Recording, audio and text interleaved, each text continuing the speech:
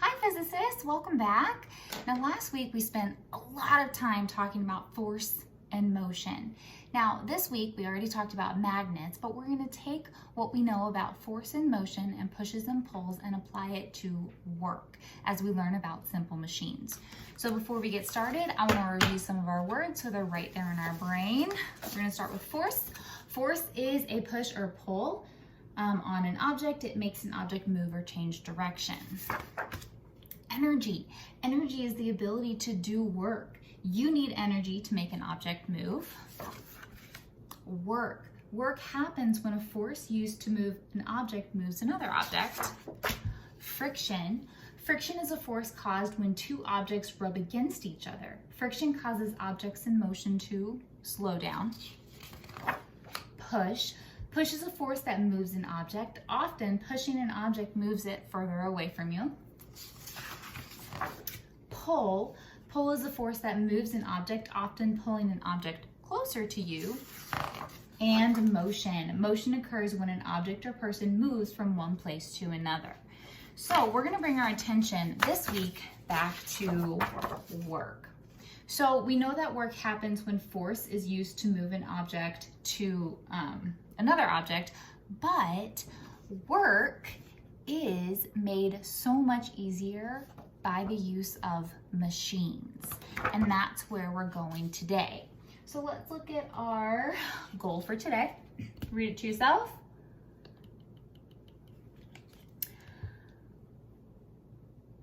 I can apply what I know about force and motion to simple machines. So today we're going to look at a couple different kinds of simple machines in real life, and then we're going to take that knowledge and turn it into a STEM challenge this week. I'm excited. Now, to grow our schema about simple machines and how they can make work easier, I have another story for us today. So just like with magnets, I'm going to pause our story and show you some of those things in real life so that you can apply them a little bit easier. So our story is called Simple Machines, Wheels, Levers, and Pulleys by David A. Adler, illustrated by Anna Raff. And just on our front cover, we already have illustrations of 1 to at least 4 simple machines. Can you find them? We'll have to check back after we read. Ooh, and lots more. Machines make work easier. Look in a mirror, smile. You are looking at a whole set of simple machines, a whole set of wedges. A wedge is thin at one end and wide at another. It's a simple machine that helps break things apart. Your teeth are wedges. When you bite into an apple, the sharp, thin end of your teeth split that apple. Your teeth change the up and down direction of your bite into a sideways force that splits the apple into pieces small enough to swallow. An axe is also a wedge. A lumberjack drives his axe into a log. He swings his axe down and the log splits apart. The force of a lumberjack's swing drives the wedge into the log. The wedge changes the downward direction of the force into a sideways direction force that breaks the log into smaller pieces. A pair of scissors is a pair of wedges that works together. Thumbtacks, pins, nails, shovels, forks, knives, and chisels are also wedges. Many boats are wedges too. The front is narrow so it can push easily through the water. Here's a close-up clip art of a wedge and a definition that says the wedge is wide at one end and pointed at the other to help cut or split other objects. So you've probably seen wedges in the classroom. If a teacher's trying to hold a door open, sometimes they'll put a wedge at the bottom to keep it in one space. You've seen a wedge when you've used scissors. So here's some pictures of a wedge in action.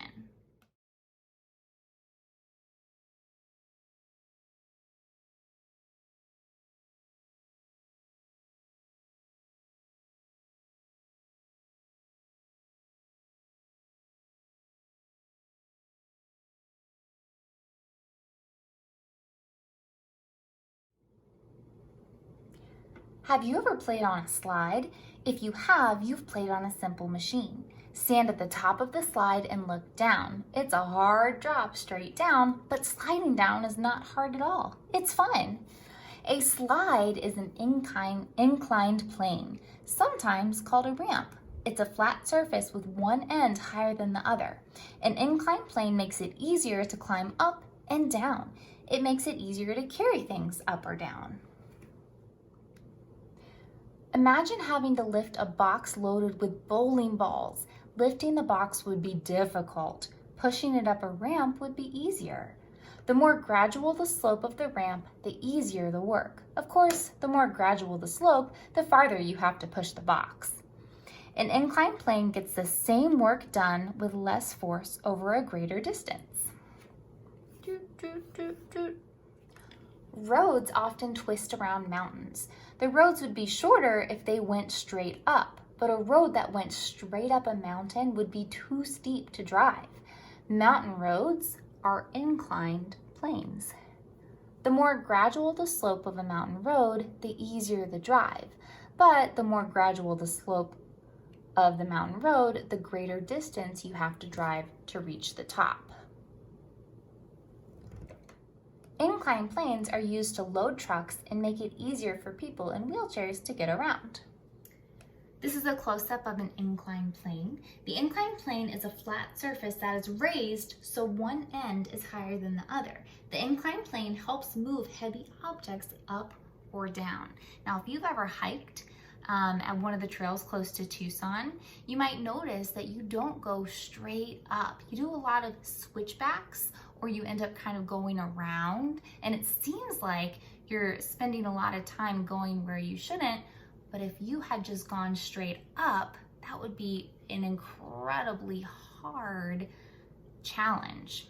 It would take a lot of work and a lot of effort to do that. So people who made the trails created inclined planes to make it easier and more enjoyable for hikers. Here's some examples of inclined planes in real life.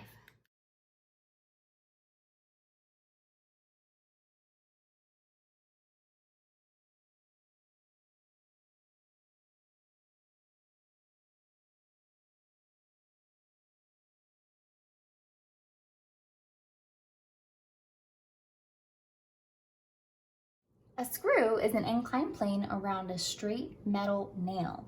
It would take a great force to push a nail into a piece of wood. Turning and pushing a screw into the wood is a lot easier. When you push and turn a screw, you are moving it along a circular inclined plane. Here's a close-up of a screw. The screw is an inclined plane, and when it's talking about the inclined plane, it's talking about the ribs that are on it. They're stripped all the way down like that, but if you were a teeny tiny little person and you were walking, you would follow a straight path all the way down. It's just curved around a cylinder or a cone, and in this case, it's a metal rod. The common use of a screw is to hold objects together. A lot of your furniture is probably held together with screws. Here are some pictures of screws in real life.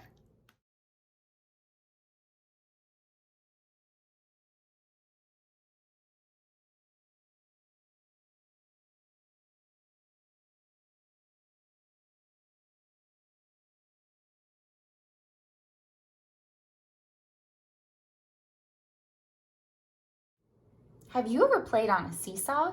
If you have, you played on a lever, a simple machine. A lever has two parts, a solid bar and a pivot. A pivot is sometimes called a fulcrum.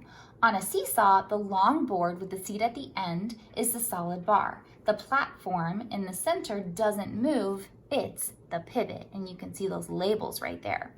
The person on one end of the seesaw may weigh as much as you do or more. But with the seesaw, you can lift your friend easily. It's because a seesaw is a lever. It's a simple machine that makes lifting easier. A shovel can be a lever. Find a shovel with a long handle, take it to a sandbox or the beach. First, load the shovel with sand, hold it with both ends at the far end of the handle and lift. It's difficult. The load feels really heavy.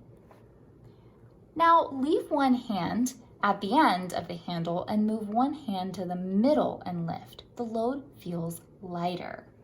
Your hand at the end of the handle is providing the lifting force, and your hand in the middle is the pivot. Just like the pivot back here, your hand is acting as that piece.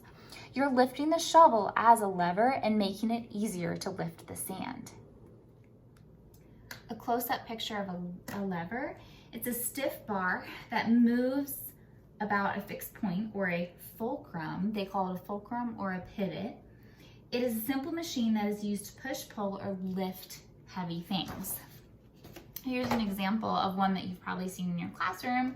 You have your straight board, and then you have your pivot or your fulcrum right here. And using this, you can lift things that are heavy. Here's some pictures of a lever in real life.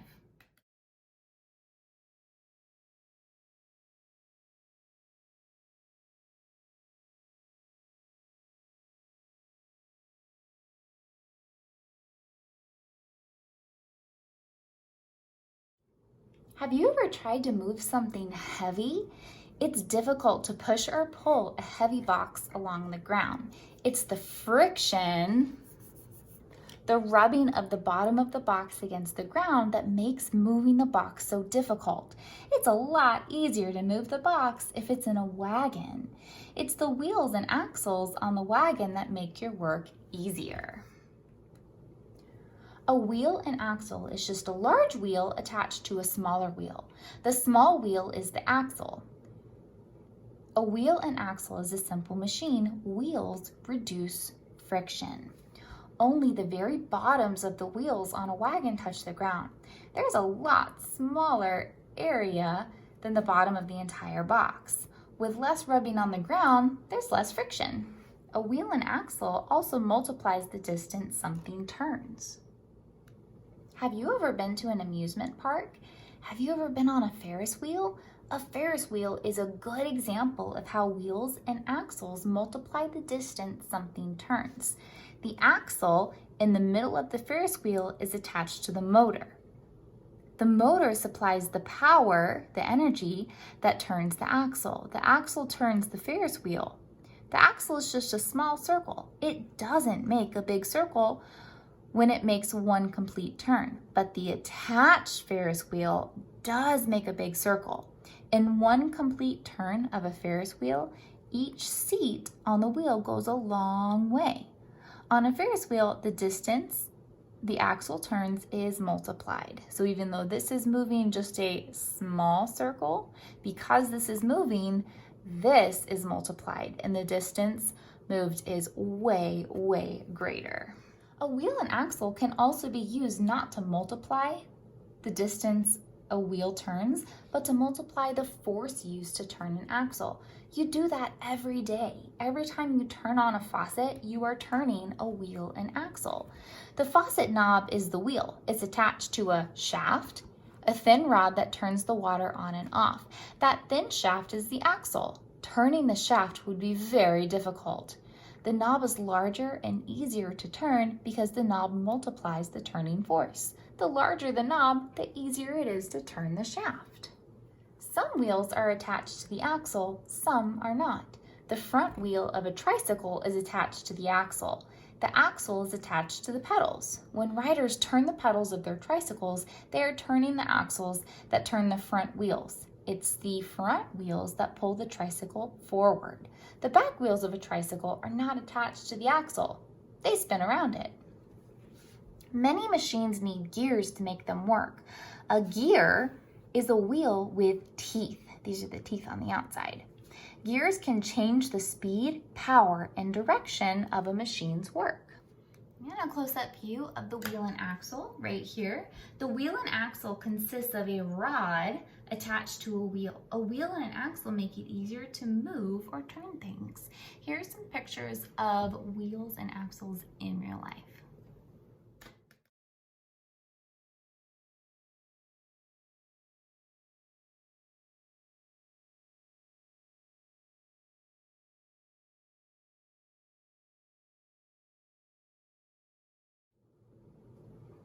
Combine a wheel and axle with some rope, and now you have a pulley. which is another simple machine. A flagpole uses a pulley. The pulley is at the very top of the pole. You don't have to climb all the way up the pole to raise the flag. You just pull down on the rope and the flag goes up.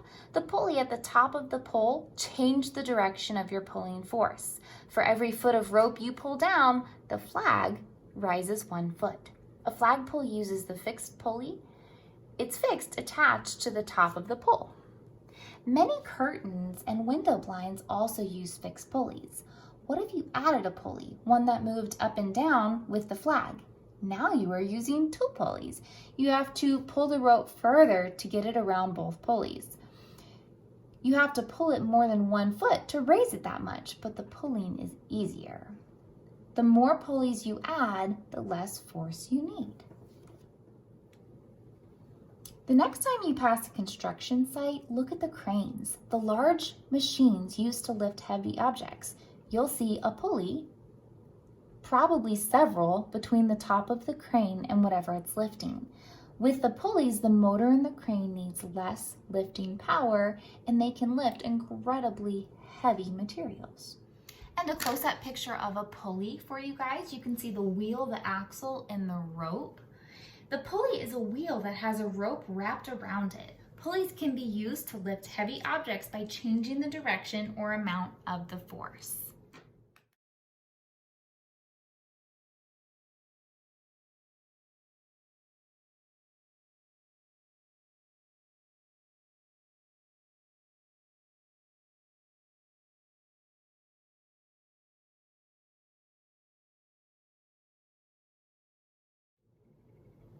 Now that you guys know all about simple machines, I would love it if you accepted this challenge. It's a STEM challenge, and it is connected to force, motion, and also simple machines. So a lot of the simple machines we saw, you can actually find on a playground.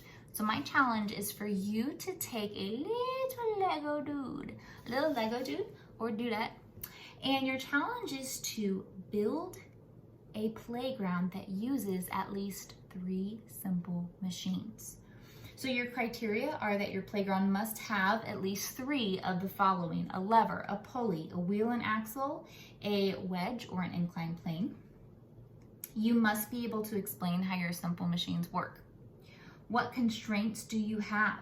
You can only use the materials you have around the house, and you can share your playground with your class next week. So once you consider your challenge, then you imagine your possibilities. So decide, are you going to be making a wedge, an inclined plane, a lever, a pulley, a wheel, and axle? Which 3 are you going to focus, or more if you'd like to accept a greater challenge? And decide which ones you want to start first. Draw and label your plan. What materials do you need? And then, of course, the fun part, create it. You're going to build your playground and you're going to test it out. After you test it, decide what improvements you can make. Did it work? Okay, maybe it worked, but how could you make it even better, even more fun? So how can you improve it? So that's your challenge. I hope you guys accept it. I'm going to be working on mine as well. I have to go get my Lego dudes from school, but I'm excited. And I hope I get to see yours as well. So keep learning. I'm super proud of you guys. You guys have been crushing this distance learning thing, but your teachers miss you very much. In fact, here they are.